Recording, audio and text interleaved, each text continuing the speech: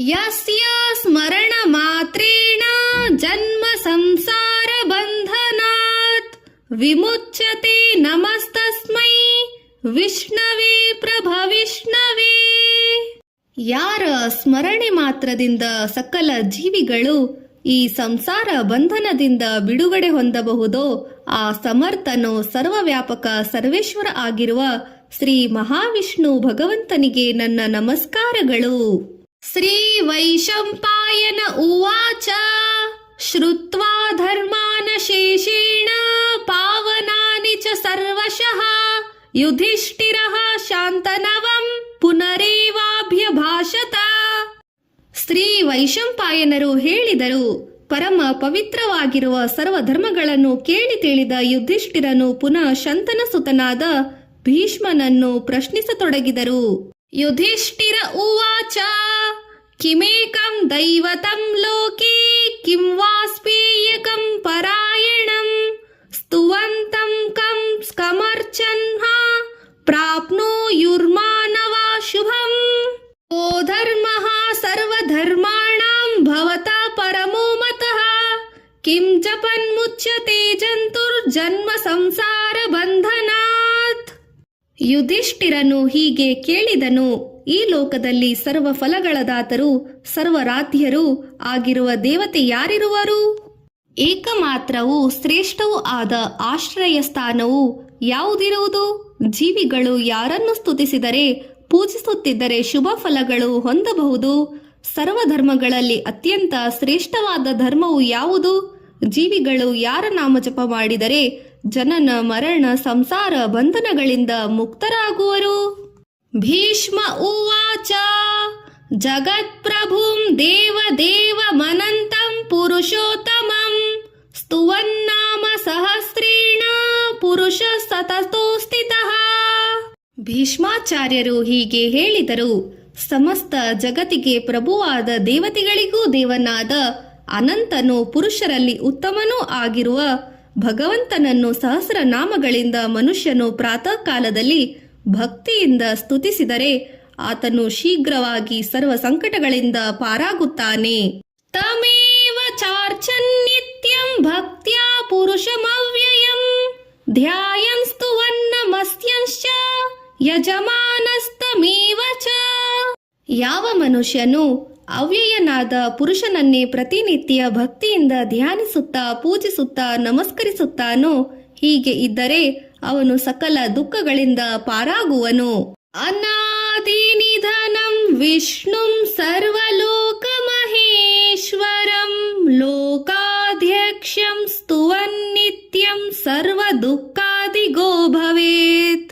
ಆದಿ ಅಂತ್ಯಗಳಿಲ್ಲದವನು, ಸರ್ವಲೋಕಗಳಿಗೆ ಮಹೇಶ್ವರನು, ಲೋಕಕ್ಕೆಲ್ಲ ಅಧ್ಯಕ್ಷನೂ ಆಗಿರುವ ಭಗವಂತ ಶ್ರೀ ಮಹಾವಿಷ್ಣುವು ನಿತ್ಯವೂ ಸ್ತುತಿಸುತ್ತಿದ್ದರೆ ಮನುಷ್ಯನು ಸಕಲ ದುಃಖಗಳಿಂದ ಮುಕ್ತನಾಗುತ್ತಾನೆ.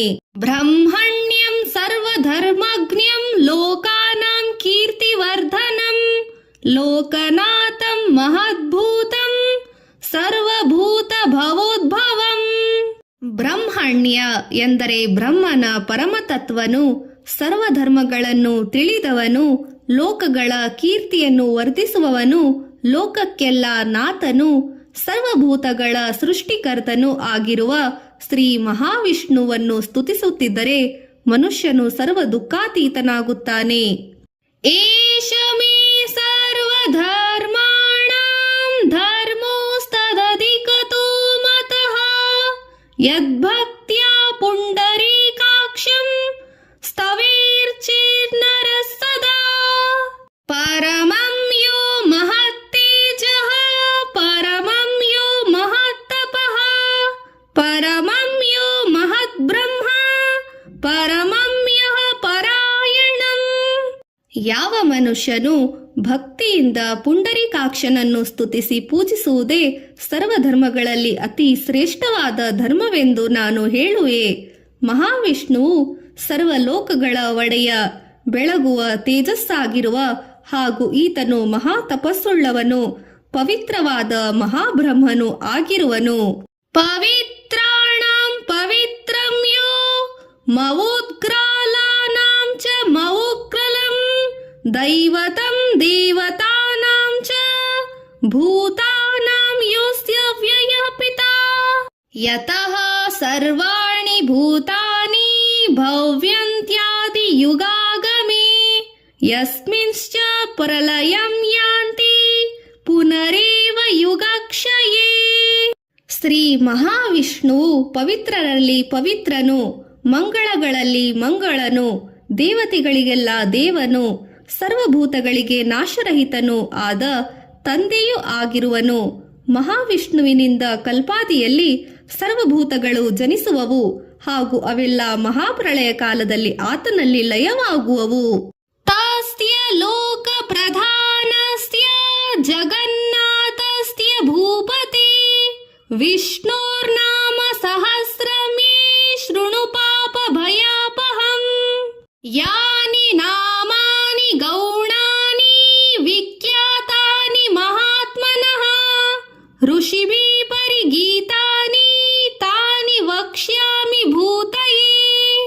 ಹೇ ಯುಧಿಷ್ಠಿರನೇ, ಸರ್ವ ಪಾಪ ಭಯಗಳನ್ನು ದೂರ ಮಾಡುವವನು, ಲೋಕಗಳಿಗೆ ಪ್ರಧಾನನು, ಜಗತ್ತಿಗೆ ನಾಥನು ಆಗಿರುವ ವಿಷ್ಣುವಿನ ಸಹಸ್ರನಾಮವನ್ನು ನಾನೀಗ ಹೇಳುವೆನು ಕೇಳು.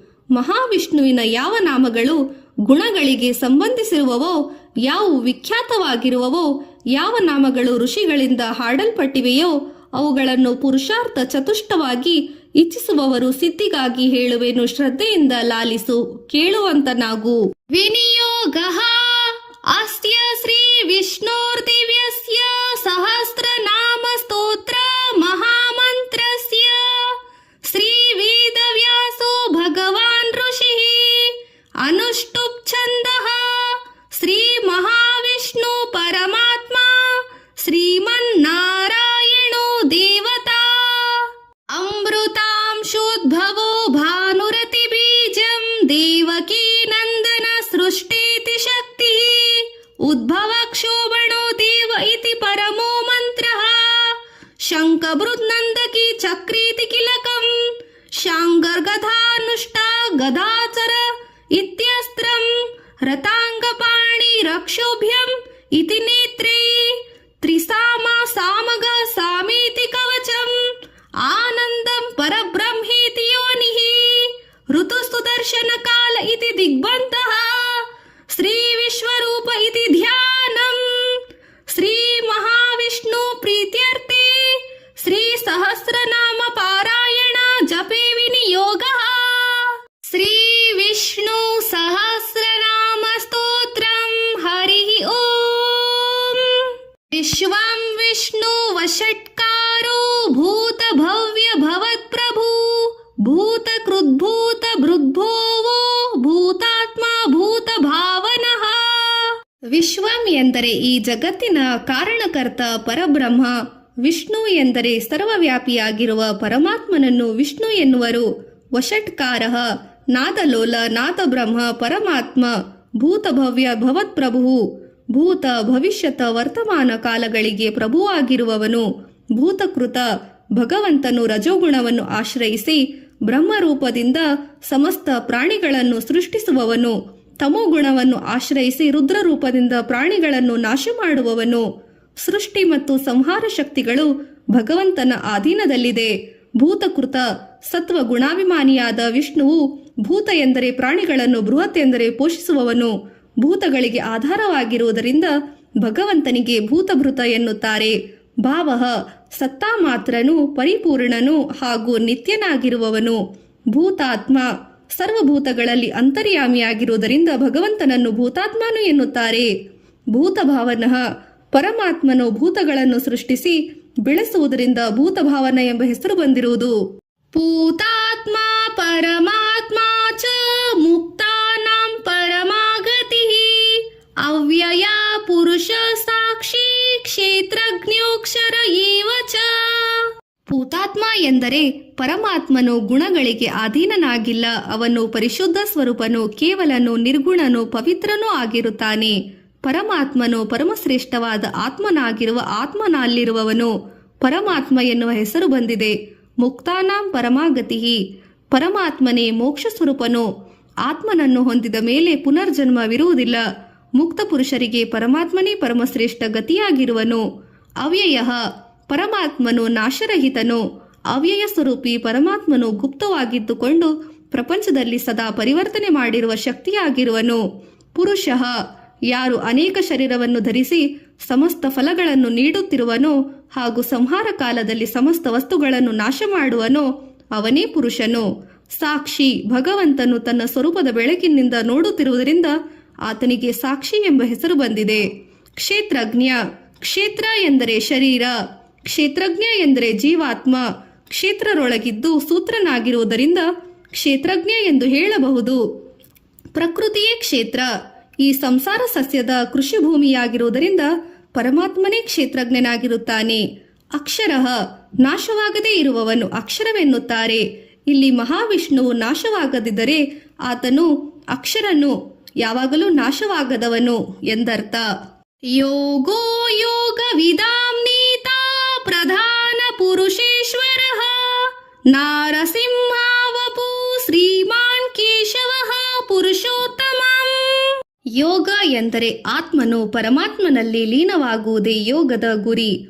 ಪ್ರಸ್ತುತ ಗುರಿ ಮತ್ತು ಗುರಿಯನ್ನು ಹೊಂದುವ ದಾರಿ ಒಂದೇ ಆಗಿರುವುದು. ಪರಮಾತ್ಮನನ್ನು ಯೋಗದಿಂದ ಸೇರಬಹುದು. ಇದರಿಂದ ಪರಮಾತ್ಮನನ್ನು ಯೋಗವೆಂದು ಕರೆಯುತ್ತಾರೆ. ಯೋಗ ವಿದಾಂನೇತ ಯೋಗಿಯು ಸಮಾಧಿಸ್ಥನಾಗಿ ಅಂತರಾತ್ಮ ದರ್ಶನವನ್ನು ಮಾಡಿ ತಾನೇ ವಿಶ್ವಾತ್ಮನೆಂದು ಅರಿಯುವುದು. ಆ ಯೋಗಿಗಳ ಯೋಗಕ್ಷೇಮವನ್ನು ನೋಡುತ್ತಾ ಅವರಿಗೆ ಮಾರ್ಗದರ್ಶಕನು ಪ್ರೇರಕನೂ ಆಗಿರುತ್ತಾನೆ. ಆದುದರಿಂದ ವಿಷ್ಣು ಪರಮಾತ್ಮನಿಗೆ ಯೋಗ ವಿದಾಂನೇತ ಎನ್ನುತ್ತಾರೆ. ಪ್ರಧಾನ ಪುರುಷೇಶ್ವರ ಪ್ರಕೃತಿಯನ್ನು ಪ್ರಧಾನವಾಗಿರಿಸಿಕೊಂಡು ಪುರುಷನೆಂದರೆ ಜೀವ. ಈ ಪ್ರಕೃತಿ ಪುರುಷರ ಅಧಿಪತಿಯ ಈಶ್ವರನು. ಹೀಗಾಗಿ ಪರಮಾತ್ಮನನ್ನು ಪ್ರಧಾನ ಪುರುಷೇಶ್ವರ ಎಂದು ಸಹ ಕರೆಯುತ್ತಾರೆ. ನಾರಸಿಂಹಪು ಮನುಷ್ಯನ ಹಾಗೂ ಸಿಂಹದ ಅವಯವಗಳಿಂದ ಯುಕ್ತವಾದ ಶರೀರ. ಶ್ರೀಮಾನ್ ಶ್ರಮದಿಂದ ಶ್ರೀ ಜನಿಸುವುದು. ಶ್ರಮವೇ ಭಗವಂತ, ಶ್ರಮವೇ ಯೋಗ. ಪರಮಾತ್ಮ ವಿಷ್ಣು ಶ್ರಮ ಸ್ವರೂಪಿಯು. ಆದ್ದರಿಂದ ಸದಾಕಾಲ ಅವನ ಎದೆಯಲ್ಲಿ ಶ್ರೀಲಕ್ಷ್ಮಿಯು ನಿವಾಸ ಮಾಡಿಕೊಂಡಿರುವುದರಿಂದ ವಿಷ್ಣು ಶ್ರೀಮಾನ್ ಆಗಿರುವನು. ಕೇಶವ ಸುಂದರವಾದ ಕೇಶರಾಶಿಯುಳ್ಳವನು. ಕೇಶಿ ಎಂಬ ರಾಕ್ಷಸನನ್ನು ಕೊಂದವನು. ಪುರುಷೋತ್ತಮ ಪುರುಷರಲ್ಲಿ ಉತ್ತಮನು, ಅರ್ಥಾತ್ ಜೀವ ಮತ್ತು ಈಶ್ವರ ಇವರಿಬ್ಬರಿಗಿಂತ ಶ್ರೇಷ್ಠವಾದ ಶುದ್ಧ ಬ್ರಹ್ಮನು. ಬ್ರಹ್ಮಸ್ವರೂಪನು ವಿಷ್ಣು. ಸರ್ವಃ ಶರ್ವಃ ಶಿವಃ ಸ್ಥಾಣುಃ ಭೂತಾದಿರ್ನಿರ್ಧಿರ್ವಯಃ ಸಂಭವೋ ಭಾವನೋ ಭರ್ತಾ ಪ್ರಭವ ಪ್ರಭುರೀಶ್ವರಃ. ಸರ್ವಃ ಸರ್ವರಲ್ಲಿ ಅಂತರ್ಯಾಮಿಯಾಗಿ ಸೃಷ್ಟಿ ಸಂಹಾರಗಳಿಗೆ ಕಾರಣನಾಗಿ ಸರ್ವವನ್ನು ಸದಾಕಾಲ ಅರಿಯುತ್ತಿರುವ ಪರಮಾತ್ಮನು ಸರ್ವನಾಗಿರುವನು. ಶರ್ವಃ ಶರ್ವವೆಂದರೆ ಕೊಲ್ಲುವವನು ಎಂದರ್ಥ. ಮೃತ್ಯು ರೂಪದಲ್ಲಿ ಪರಮಾತ್ಮನು ಎಲ್ಲರನ್ನೂ ಸಂಹರಿಸುವುದರಿಂದ ಭಗವಂತನಿಗೆ ಶರ್ವ ಎಂಬ ಹೆಸರು ಬಂದಿದೆ. ಶಿವ ವಿಷ್ಣು ಬ್ರಹ್ಮ ಶಿವರಲ್ಲಿ ಭೇದಗಳಿಲ್ಲ ಎಂದು ಶ್ರುತಿಗಳು ಹೇಳುತ್ತದೆ. ಆದ್ದರಿಂದ ವಿಷ್ಣುವನ್ನು ಶಿವ ಮೊದಲಾದ ಹೆಸರುಗಳಿಂದ ಸ್ತುತಿಸಬಹುದು. ಸ್ಥಾಣು ಸ್ಥಿರವಾಗಿರುವುದರಿಂದ ಸ್ಥಾಣುವೆನ್ನುತ್ತಾರೆ. ಆತ್ಮ ಪರಮಾತ್ಮನ ಸ್ವರೂಪಿಯು. ಆತ್ಮವು ಸ್ಥಿರವಾಗಿರುವುದರಿಂದ ಪರಮಾತ್ಮ ಸ್ಥಾಣುರೂಪಿಯಾಗಿರುವನು. ಭೂತಾದಿ ಪಂಚಭೂತಗಳಿಗೆ ಮೊದಲನೇ ಕಾರಣಕರ್ತನು. ನಿಧಿಹಿ ಭಗವಂತನು ಸಕಲ ವಸ್ತುಗಳಿಗೆ ಆಶ್ರಯದಾತನಾಗಿರುವುದರಿಂದ ಅವನನ್ನು ನಿಧಿ ಎನ್ನುವರು. ಅವ್ಯಯ ವ್ಯಯವೆಂದರೆ ನಾಶ. ಭಗವಂತನು ನಾಶವಾಗದಿರುವುದರಿಂದ ಅವ್ಯಯವೆಂದು ಹೆಸರು ಬಂದಿದೆ, ಅರ್ಥಾತ್ ಶಾಶ್ವತನು. ಸಂಭವ ಧರ್ಮ ಸ್ಥಾಪನೆಗಾಗಿ ಅನೇಕ ಅವತಾರಗಳನ್ನು ತಾಳುವ ಸಾಮರ್ಥ್ಯ ಪರಮಾತ್ಮನಿಗಿದೆ. ತನ್ನ ಇಚ್ಛೆಗನುಸಾರವಾಗಿ ಅವತಾರ ತಾಳುವುದರಿಂದ ಸಂಭವ ಎಂಬ ಹೆಸರು ಬಂದಿದೆ. ಭಾವನಃ ಎಲ್ಲರಿಗೂ ಅವರ ಭಾವಕ್ಕೆ ತಕ್ಕಂತೆ ಫಲ ಕೊಡುವುದರಿಂದ ಭಾವನನೆಂಬ ಹೆಸರು ಬಂದಿದೆ. ಭರ್ತ ಪ್ರಪಂಚಕ್ಕಾಗಿ ಅಧಿಷ್ಠಾನನಾಗಿದ್ದು ಪ್ರಪಂಚವನ್ನು ಧರಿಸುವುದರಿಂದ ಭಗವಂತನಿಗೆ ಭರ್ತ ಎಂಬ ಹೆಸರು ಬಂದಿದೆ. ಪ್ರಭವ ಪ್ರಪಂಚ ಪಂಚಮಹಾಭೂತಗಳಿಗೆ ಈತನಿಂದ ಜನಿಸುವುದರಿಂದ ಪ್ರಭವ ಎನ್ನುತ್ತಾರೆ. ಪ್ರಭು ಶೌರ್ಯ ಔದಾರ್ಯದಿ ಗುಣಗಳನ್ನು ಉಳ್ಳವನಿಗೆ ಪ್ರಭು ಎನ್ನುತ್ತಾರೆ. ಈಶ್ವರ ಸೃಷ್ಟಿ ಸ್ಥಿತಿ ಲಯ ಕಾರ್ಯಗಳಿಗೆ ಸಂಬಂಧಿಸಿದ ಬ್ರಹ್ಮ ಸ್ವರೂಪ ವಸ್ತುವೇ ಈಶ್ವರ. ಸ್ವಯಂಭೂ ಶಂಭುರಾದಿತ್ಯ ಪುಷ್ಕರಾಕ್ಷು ಮಹಾಸ್ವನಃ ಅನಾದಿ ನಿಧನೋ ಧಾತ ವಿಧಾತ ಧಾತುರುತ್ತಮಃ. ಸ್ವಯಂಭೂ ಎಂದರೆ ಯಾರ ಸಹಾಯವೂ ಇಲ್ಲದೆ ಸ್ವಯಂ ಪ್ರಕಟನಾಗುವವನು. ಶಂಭು ಎಂದರೆ ಭಕ್ತರಿಗೆ ಸುಖವನ್ನುಂಟು ಮಾಡುವ ಶಂಭು. ಆದಿತ್ಯ ಅತಿಥಿಯ ಪುತ್ರನಾಗಿ ಜನಿಸಿದ್ದರಿಂದ ವಿಷ್ಣು ಆತಿಥ್ಯ ಎಂದು ಕರೆಯುತ್ತಾರೆ. ಪುಷ್ಕರಾಕ್ಷ, ಪುಷ್ಕರವೆಂದರೆ ಕಮಲ, ಕಮಲಕ್ಕೆ ಸಮಾನವಾದ ನೇತ್ರಗಳುಳ್ಳ ವಿಷ್ಣುವನ್ನು ಪುಷ್ಕರಾಕ್ಷ ಎನ್ನುತ್ತಾರೆ. ಮಹಾಸ್ವನಃ, ಅಧಿಕವಾದ ನಾದವುಳ್ಳ ಕೋಮಲವಾದ ಶ್ರುತಿರೂಪನಾದ ಸ್ವರವುಳ್ಳವನು ಮಹಾಸ್ವನ. ಅನಾದಿ ನಿಧನ, ಜನನ ಮರಣವಿಲ್ಲದವನು. ಧಾತ, ಅನಂತ ರೂಪದಿಂದ ವಿಶ್ವವನ್ನು ಧರಿಸಿದುದರಿಂದ ಭಗವಂತನಿಗೆ ಧಾತ ಎಂಬ ಹೆಸರು ಬಂದಿದೆ. ವಿಧಾತ, ಜಗತ್ತಿನ ಕರ್ಮ ಮತ್ತು ಫಲವನ್ನುಂಟು ಮಾಡುವವನು. ಧಾತಾರುತ್ತಮ, ಬ್ರಹ್ಮ ಹಾಗೂ ಜಗತ್ತಿನಲ್ಲಿ ಪರಮಶ್ರೇಷ್ಠವಾದ ಧಾತುವೇ ಪರಮಾತ್ಮ. ಈತನು ಸುವರ್ಣಕ್ಕಿಂತಲೂ ಶ್ರೇಷ್ಠನು. ಅಪ್ರಮೇಯೋ ವೃಷಿಕೇಶಃ ಪದ್ಮನಾಭೋ ಸ್ಪರಂ ಪ್ರಭುಃ ವಿಶ್ವಕರ್ಮ ಮನುಸ್ಪಷ್ಟ ಸ್ತವಿಷ್ಟ ಸ್ತವಿರೋ ಧ್ರುವಃ. ಅಪ್ರಮೇಯ ಎಂದರೆ ಯಾರನ್ನು ಪ್ರತ್ಯಕ್ಷ ಅನುಮಾನ ಉಪಮಾನ ಹಾಗೂ ಶಬ್ದಾದಿಗಳಿಂದ ನಿಶ್ಚಯವಾಗಿ ತಿಳಿಯಲಾಗುವುದಿಲ್ಲವೋ ಅವನೇ ಅಪ್ರಮೇಯ. ವೃಷಿಕೇಶ, ಇಂದ್ರಿಯಗಳ ಒಡೆಯ.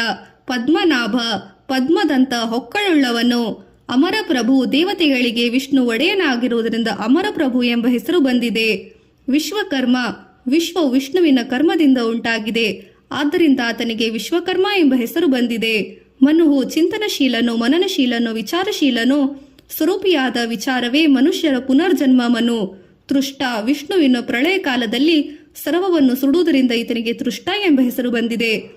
ಸ್ವವಿಷ್ಟ, ಅತಿ ಮಹತ್ತಾದವನು, ಎಲ್ಲರಿಗಿಂತಲೂ ಹಿರಿಯನು, ಸ್ಥಿರನಾಗಿರುವವನು.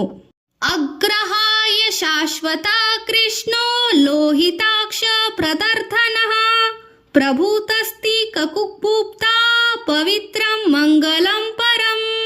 ಅಗ್ರಹಾಯ ಎಂದರೆ ಕರ್ಮೇಂದ್ರಿಯ ಜ್ಞಾನೇಂದ್ರಿಯಗಳಿಗೆ ಸಿಗಲಾರದವನು. ಶಾಶ್ವತಃ, ನಾಶವಾಗದೆ ಎಂದೆಂದಿಗೂ ಇರುವವನು. ಕೃಷ್ಣ, ಸರ್ವರನ್ನು ಆಕರ್ಷಿಸುವವನು. ಕೃಷ್ಣವರ್ಣ ಬಣ್ಣವುಳ್ಳವನು. ಲೋಹಿತಾಕ್ಷ, ಕೆಂಪು ವರ್ಣದ ನೇತ್ರಗಳುಳ್ಳವನು. ಪ್ರತರ್ಧನಃ, ಪ್ರಳಯ ಕಾಲದಲ್ಲಿ ಪಂಚಮಹಾಭೂತಗಳನ್ನು ನಾಶಪಡಿಸುವವನು. ಪ್ರಭೂತ, ಪ್ರ ಎಂದರೆ ಸದ್ಗುಣ, ಭೂ ಎಂದರೆ ಧಾನ್ಯ ಹಾಗೂ ತ ಎಂದರೆ ಧನ. ಈ ಮೂರರಿಂದ ಕೂಡಿದವನು. ತ್ರಿಕಕುಬ್ಧಾಂ, ಮೇಲೆ ಕೆಳಗೆ ಮಧ್ಯದಲ್ಲಿ ಈತನು ವಾಸವಾಗಿರುತ್ತಾನೆ, ಅರ್ಥಾತ್ ಎಲ್ಲೆಡೆಯೂ ನೆಲೆಸಿರುವವನು. ಪವಿತ್ರಂ, ಪರಮಾತ್ಮನು ನಂತರದ ವಸ್ತುವೇ. ಶುಚಿತ್ವ, ಭಗವಂತನು ಸದಾಕಾಲ ಶುಚಿಯಾಗಿರುವುದರಿಂದ ಆತನಿಗೆ ಪವಿತ್ರಂ ಎನ್ನುತ್ತಾರೆ. ಮಂಗಲಂ ಪರಂ, ಪರಮಾತ್ಮನು ಪರಮ ಮಂಗಳರೂಪಿಯಾಗಿರುವನು. ಈಶಾನಃ ಪ್ರಾಣದ ಪ್ರಾಣೋ ಜ್ಯೇಷ್ಠ ಶ್ರೇಷ್ಠ ಪ್ರಜಾಪತಿ ಹಿರಣ್ಯ ಗರ್ಭೋ ಭೂಗರ್ಭೋ ಮಾಧವೋ ಮಧುಸೂದನಃ. ಈಶಾನಃ ಎಂದರೆ ಮನಸ್ಸಿನ ಶುದ್ಧಿಗೆ ಕಾರಣಕರ್ತನು, ಪ್ರಾಣಗಳನ್ನು ಕಾಲರೂಪದಿಂದ ಖಂಡಿಸುವವನು. ಪ್ರಾಣದ ಎಂದರೆ ಪ್ರಾಣಗಳನ್ನು ಎಲ್ಲರಿಗೂ ಕೊಡುವವನು. ಪ್ರಾಣಃ ಎಂದರೆ ಕ್ಷೇತ್ರಜ್ಞನು, ಮುಖ್ಯ ಪ್ರಾಣನು. ಜ್ಯೇಷ್ಠ ಎಂದರೆ ಸರ್ವರಿಗೂ ಹಿರಿಯನಾದ ಅತಿಶಯ ಗುಣ ಸಾಮರ್ಥ್ಯವುಳ್ಳವನು. ಶ್ರೇಷ್ಠ, ಶ್ರೇಯಸ್ಸಿನ ಮಾರ್ಗದಲ್ಲಿ ಶ್ರೇಯಸ್ಸುಂಟು ಮಾಡುವವನು, ಸರ್ವರಿಂದಲೂ ಸ್ತುತಿಸಲ್ಪಡುವವನು. ಪ್ರಜಾಪತಿ, ಸರ್ವ ಪ್ರಜೆಗಳಿಗೆ ಈಶ್ವರನಾಗಿ ಒಡೆಯನಾಗಿರುವವನು. ಹಿರಣ್ಯ ಗರ್ಭ, ಹಿರಣ್ಯ ಗರ್ಭವೆಂದರೆ ಬ್ರಹ್ಮ, ಆತನ ಆತ್ಮ ವಿಷ್ಣು. ಆದುದರಿಂದ ವಿಷ್ಣುವು ಹಿರಣ್ಯ ಗರ್ಭನಾಗಿರುತ್ತಾನೆ. ಭೂಗರ್ಭ, ಪರಮಾತ್ಮನು ಗರ್ಭದಲ್ಲಿ ಭೂಮಿ ಇದೆ, ಭೂಮಿಯಲ್ಲಿರುವ ನಾವು ಅವನ ಗರ್ಭದಲ್ಲಿದ್ದು ಸುರಕ್ಷಿತವಾಗಿದ್ದೇವೆ. ಮಾಧವ, ಮಾ ಎಂದರೆ ಲಕ್ಷ್ಮಿ, ಧವ ಎಂದರೆ ಪತಿ. ಲಕ್ಷ್ಮೀಪತಿಯೇ ಮಾಧವನು. ಮಧುಸೂದನ, ಮಧುವೆಂಬ ರಾಕ್ಷಸನನ್ನು ಕೊಂದವನು. ಮಧುವೆಂದರೆ ಅಹಂಕಾರ, ಅದನ್ನು ದೂರ ಮಾಡಿ ಜೀವಿಗಳನ್ನು ನಿರಹಂಕಾರಿಯಾಗಿ ಮಾಡುವುದರಿಂದ ವಿಷ್ಣುವನ್ನು ಮಧುಸೂದನವೆಂಬ ಹೆಸರು ಬಂದಿದೆ. ಈಶ್ವರೋ ವಿಕ್ರಮೀ ಧನ್ವಿ ಮೇಧಾವಿ ವಿಕ್ರಮಕ್ರಮಃ ಅನುತ್ತಮೋ ದುರಾದರ್ಶ ಕೃತಜ್ಞ ಕೃತಿರಾತ್ಮವಾನ್. ಈಶ್ವರ ಎಂದರೆ ಸರ್ವಶಕ್ತಿ ಸರ್ವ ಸಾಮರ್ಥ್ಯವುಳ್ಳವನು. ವಿಕ್ರಮಿ, ಅಸಾಮಾನ್ಯ ಶೌರ್ಯವುಳ್ಳವನು. ವಿಕ್ರಮಿ. ಧನ್ವಿ ಎಂದರೆ ಸರ್ವೋಚ್ಚ ನ್ಯಾಯಾಧೀಶ, ಸರ್ವಧನುಷ್ಯ ಶಸ್ತ್ರಧಾರಿ. ಮೇಧಾವಿ ಎಂದರೆ ಅತ್ಯುತ್ತಮ ಮೇಧಾಶಕ್ತಿ, ಪ್ರತಿಭಾವಂತ. ವಿಕ್ರಮ, ಮೂರು ಲೋಕಗಳನ್ನು ತನ್ನ ಪಾದಗಳಿಂದ ದಾಟಿದವನು. ಕ್ರಮ, ಕ್ರಮಕ್ಕೆ ಹೇತುವಾಗಿರುವನು. ಅನುತ್ತಮ, ಎಲ್ಲರಿಗಿಂತಲೂ ಶ್ರೇಷ್ಠವಾದವನು, ಸರ್ವರಿಗಿಂತಲೂ ಉತ್ತಮ ಸೂಕ್ಷ್ಮನು. ದುರಾದರ್ಶ, ದೇವ ದಾನವ ಮಾನವ ಪ್ರಾಣಿಗಳಿಂದ ಎದುರಿಸಲು ಶಕ್ಯನಲ್ಲ, ಯಾರಿಂದಲೂ ಅವನಿಗೆ ಎದುರಿಸಲು ಸಾಧ್ಯವಿಲ್ಲ. ಆದ್ದರಿಂದ ದುರಾದರ್ಶನು. ಕೃತಜ್ಞ, ಜೀವಿಗಳು ಪತ್ರ ಪುಷ್ಪ ಜಲ ಫಲ ಮುಂತಾದ ಅಲ್ಪ ವಸ್ತುಗಳನ್ನು ಕೊಟ್ಟರೂ ಮೋಕ್ಷವನ್ನು ನೀಡುವುದರಿಂದ ಕೃತಜ್ಞನು. ಕೃತಿ ಆತ್ಮವಾನ್, ಪುರುಷ ಪ್ರಯತ್ನಕ್ಕೆ ಆಧಾರನಾಗಿರುವುದರಿಂದ ಈತನಿಗೆ ಕೃತಿ ಎಂಬ ಹೆಸರು ಬಂದಿದೆ. ತನ್ನ ಮಹಿಮೆಯನ್ನು ಪ್ರತಿಷ್ಠಾಪಿಸುವುದರಿಂದ ಈತನಿಗೆ ಆತ್ಮವಾನ್ ಎಂಬ ಹೆಸರು ಬಂದಿದೆ. ಸುರೇಶ ಶರಣಂ ಶರ್ವ ವಿಶ್ವರೇತ ಪ್ರಜಾಭವ ಅಹಂ ಸಂವತ್ಸರೋ ವ್ಯಾಲಃ ಪ್ರತ್ಯಯ ಸರ್ವದರ್ಶನ. ಸುರೇಶ ಎಂದರೆ ದೇವತೆಗಳಿಗೆಲ್ಲ ಸ್ವಾಮಿಯಾಗಿರುವವನು. ಶರಣಂ ಎಂದರೆ ಸರ್ವ ದುಃಖಗಳನ್ನು ದೂರ ಮಾಡುವವನು.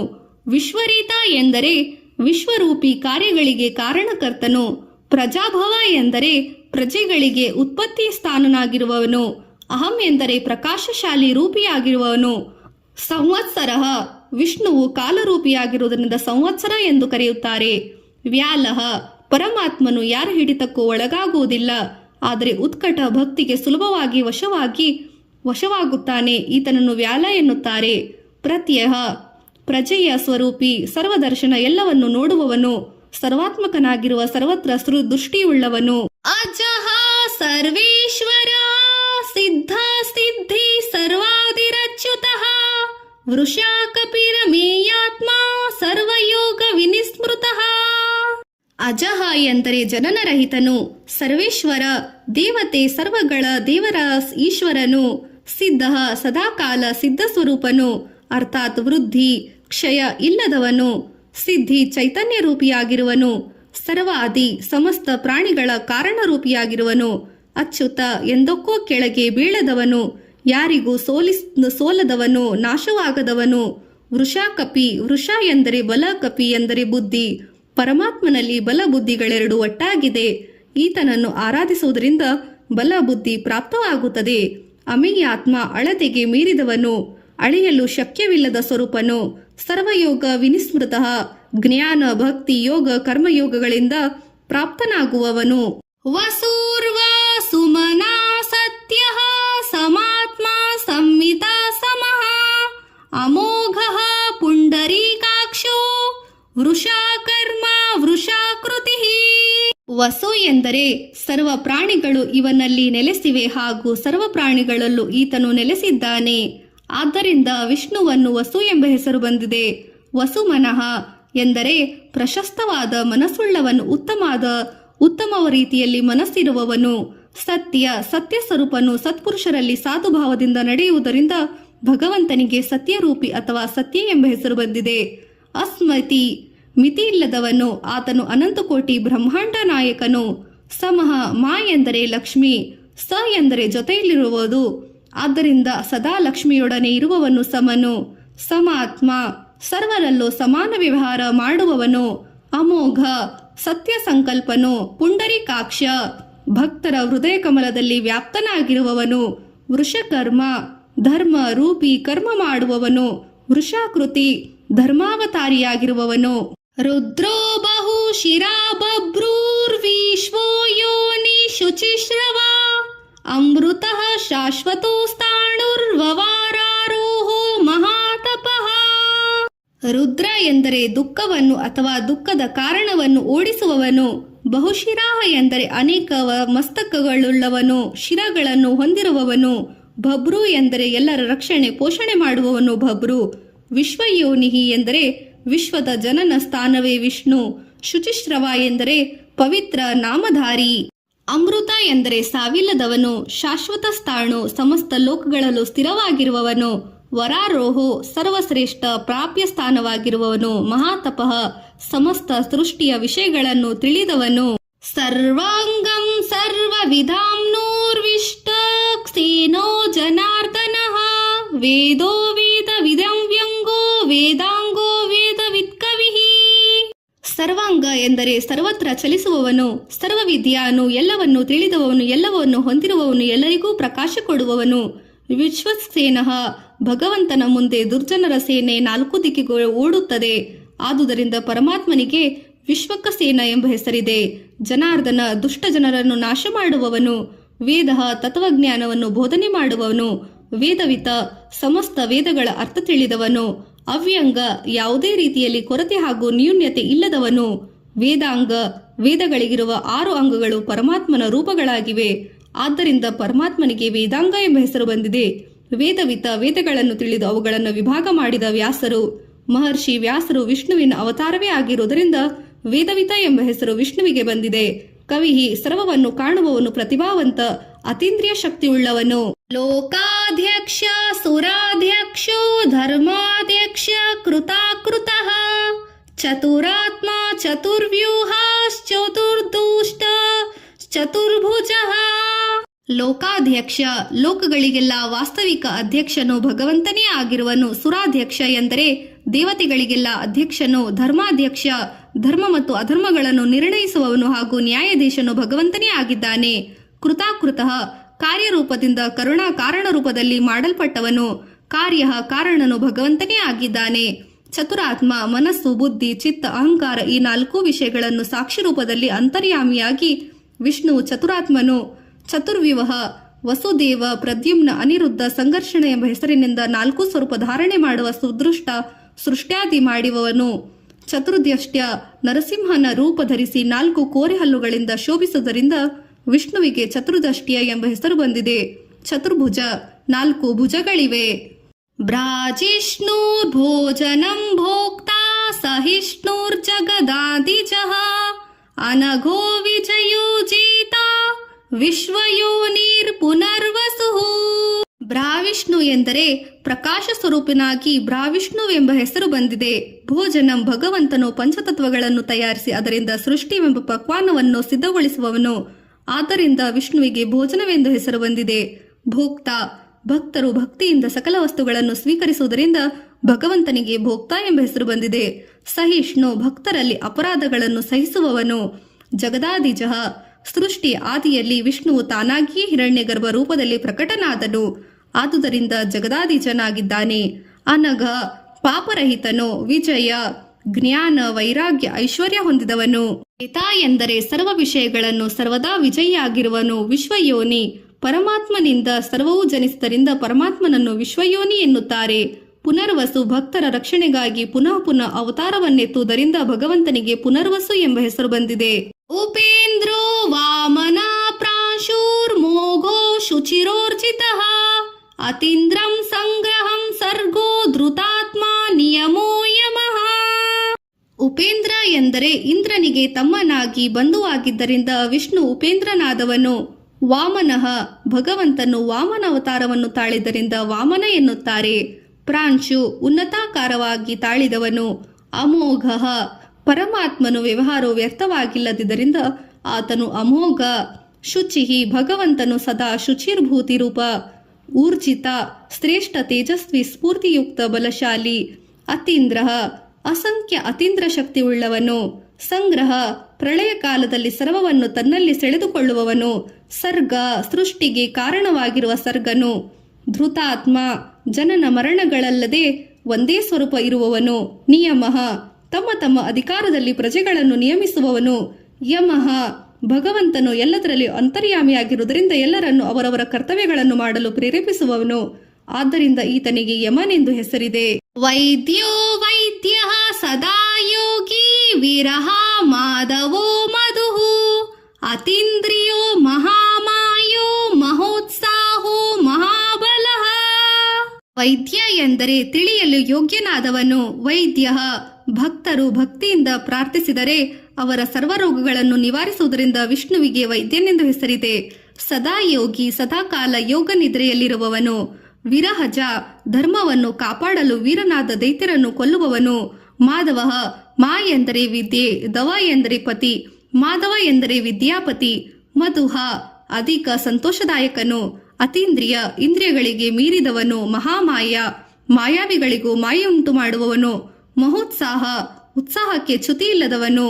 ಮಹಾಬಲ, ಅತ್ಯಂತ ಬಲಶಾಲಿಯಾದವನು. ಮಹಾಬುದ್ಧಿರ್ ಮಹಾವೀರ್ಯೋ ಮಹಾಶಕ್ತಿರ್ ಮಹಾದ್ಯುತಿ ಅನಿರ್ದೇಶ್ಯ ವಪು ಶ್ರೀಮಾನ್ ಅಮೇಯಾತ್ಮ ಮಹಾದ್ರಿತುಕೃತ.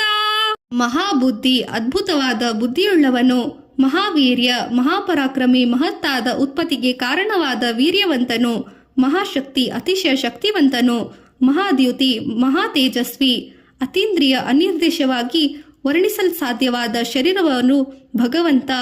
ಆದ್ದರಿಂದ ಆತನು ಅನಿರ್ದೇಶಪುಕವಾದನು. ಶ್ರೀಮಾನ್ ತೇಜಸ್ಸು, ಶಾಂತಿ, ಲಕ್ಷ್ಮಿ ಮೊದಲಾದ ಐಶ್ವರ್ಯಗಳನ್ನು ಹೊಂದಿರುವುದರಿಂದ ಪರಮಾತ್ಮನು ಶ್ರೀಮಾನ್ ಆಗಿರುವನು. ಅಮೇಯಾತ್ಮ, ವಿಷ್ಣುವಿನ ಹೃದಯದ ಆಳವನ್ನು ತಿಳಿಯಲಾದುದರಿಂದ ಪರಮಾತ್ಮನು ಅಮೇಯಾತ್ಮ. ಮಹಾಧಿಕೃತ, ಗೋವುಗಳನ್ನು ರಕ್ಷಿಸಲು ಗೋವರ್ಧನ ಪರ್ವತವನ್ನು ಎತ್ತಿದವನು, ಸಮುದ್ರವನ್ನು ಕಡೆದವನು. ಮಹೇಶ್ವಾಸೋ ಮಹೀಭರ್ತ ಶ್ರೀನಿವಾಸ ಸತಾಂಗತಿ ಅನಿರುದ್ಧ ಸುರಾನಂದೋ ಗೋವಿಂದೋ ಗೋವಿದಾಂಪತಿ. ಮಹೇಶ್ವಾಸ, ಮಹಾನ್ ಧನುರ್ಧಾರಿ ರಾಮಚಂದ್ರ. ಮಹೀಭರ್ತ, ಭೂಮಿಯ ರಕ್ಷಣೆ ಪೋಷಣೆಯನ್ನು ಮಾಡುವವನು. ಶ್ರೀನಿವಾಸ, ಶ್ರೀ ಎಂದರೆ ಲಕ್ಷ್ಮಿ. ವಿಷ್ಣುವಿನ ಎದೆಯಲ್ಲಿ ಲಕ್ಷ್ಮೀದೇವಿಯಲ್ಲಿ ನೆಲೆಸಿರುವುದರಿಂದ ವಿಷ್ಣುವಿಗೆ ಶ್ರೀನಿವಾಸ ಎಂಬ ಹೆಸರಿದೆ. ಸತಾಂಗತಿ ಎಂದರೆ ಸಾಧುಗಳಿಗೆ ಗತಿಯನ್ನುಂಟು ಮಾಡಿ ವಿಷ್ಣು ಸತಾಂಗತಿಯಾಗಿದ್ದಾನೆ. ಅನಿರುದ್ಧ, ಯಾರಿಂದಲೂ ತಡೆಯಲ್ಪಟ್ಟದವನು. ಸುರಾನಂದ, ಸುರರೆಂದರೆ ದೇವತೆಗಳು. ವಿಷ್ಣು ದೇವತೆಗಳಿಗೆ ಆನಂದದಾಯಕವಾಗುವುದರಿಂದ ಸುರಾನಂದನಾಗಿದ್ದಾನೆ. ಗೋವಿಂದ, ಗೋ ಎಂದರೆ ಪೃಥ್ವಿ, ಆಕಳು, ಇಂದ್ರಿಯದಾಗಿವೆ. ಈ ಮೂವರನ್ನು ರಕ್ಷಿಸುವವನು ಗೋವಿಂದನಾಗುತ್ತಾನೆ. ಗೋವಿದಾಂಪತಿ, ಗೋವುಗಳಿಗೆ, ಭೂಲೋಕಕ್ಕೆ, ಇಂದ್ರಿಯಗಳಿಗೆ ವಿಷ್ಣು ಸ್ವಾಮಿಯಾಗಿರುವುದರಿಂದ ಈತನಿಗೆ ಗೋವಿದಾಂಪತಿ ಎಂದ ಹೆಸರು ಬಂದಿದೆ. ಮರೀಚಿದ್ರ ಮನೋಹಂಸ ಸುಪರ್ಣೋ ಭುಜಗೋತ್ತಮ ಹಿರಣ್ಯನಾಭ ಸುತಪ ಪದ್ಮನಾಭ ಪ್ರಜಾಪತಿ. ರಿಚಿ ಎಂದರೆ ಅತ್ಯಂತ ತೇಜಸ್ವಿ. ಸೂರ್ಯ ರಶ್ಮಿಗಳ ಮೂಲಕ ಮಳೆ ಸುರಿಸಿ ಸರ್ವರಿಗೂ ಸುಖವನ್ನುಂಟು ಮಾಡುವವನು. ದಮನವೆಂದರೆ ಭಗವಂತನು ರಾಕ್ಷಸರನ್ನು ದಮನ ಮಾಡುವುದರಿಂದ ಆತನಿಗೆ ದಮನನೆಂದು ಹೆಸರು ಬಂದಿದೆ. ಹಂಸಃ ಎಂದರೆ ಭಯವನ್ನು ದೂರ ಮಾಡುವವನು. ಸುಪರ್ಣ ಎಂದರೆ ಭಗವಂತನು ಗಗನವಿಹಾರಿ. ಮಂಗಳದಾಯಕವಾದ ಧರ್ಮಗಳನ್ನು ರೆಕ್ಕೆಗಳುಳ್ಳವುದರಿಂದ ಆತನಿಗೆ ಸುಪರ್ಣ ಎಂಬ ಹೆಸರು ಬಂದಿದೆ. ಭುಜಗೋತ್ತಮ, ವಿಷ್ಣುವು ಶ್ರೇಷ್ಠನಾದವನು, ಅವತಾರ ತಾಳುವವನು. ನಾಗಗಳಲ್ಲಿ ಉತ್ತಮವಾಗಿರುವ ಭುಜಗೋತ್ತಮನೆಂಬ ಹೆಸರು ಬಂದಿದೆ.